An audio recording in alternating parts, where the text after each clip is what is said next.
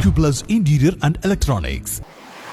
ഒറ്റപ്പാലം നഗരസഭയിൽ വിമത ഭീഷണി നേരിട്ടിരുന്ന വാർഡിൽ ബി.ജെ.പി. കക്ഷി നേതാവായ സ്ഥാനാർത്ഥിയെ അവസാന നിമിഷം പിൻവലിച്ച് പുതുമുഖം മത്സരരംഗത്ത്. 25 വർഷം കൗൺസിലറായി പ്രവർത്തിച്ച എസ് ഗംഗാധരന് പകരമാണ് പുതുമുഖമായ വിജയചന്ദ്രനെ പാലപ്പുറം ജി.ജെ.ബി. സ്കൂൾ വാർഡിൽ ബി.ജെ.പി. കളത്തിലിറക്കിയത്.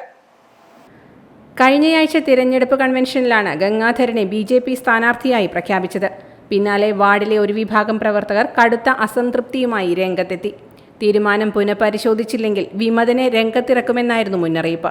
പ്രദേശത്തെ യുവനേതാവിനെ തഴഞ്ഞെന്ന വികാരവും പ്രവർത്തകർക്കുണ്ടായിരുന്നു.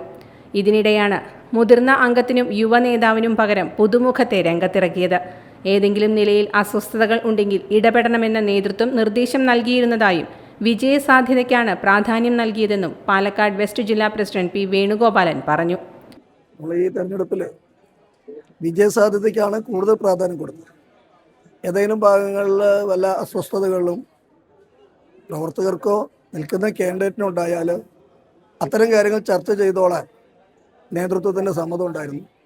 അതുപ്രകാരം വിജയസാധ്യത കുറച്ചുകൂടി കൂടുതൽ നോക്കിയപ്പോൾ ഒരു ചെറുപ്പക്കാരൻ ആ ഭാഗത്ത് നിൽക്കുന്നത് നന്നായിരിക്കും എന്ന് പാർട്ടി തീരുമാനമെടുക്കുകയും അതുപ്രകാരം നേരത്തെ നിശ്ചയിച്ചിട്ടുണ്ടായിരുന്ന സ്ഥാനാർത്ഥിയുമായി സംസാരിച്ച് അദ്ദേഹത്തിൻ്റെ പൂർണ്ണ സമ്മതത്തോടു കൂടി തന്നെയാണ് പുതിയ സ്ഥാനാർത്ഥികളെ നമ്മൾ പ്രഖ്യാപിച്ചിട്ടുള്ളത്.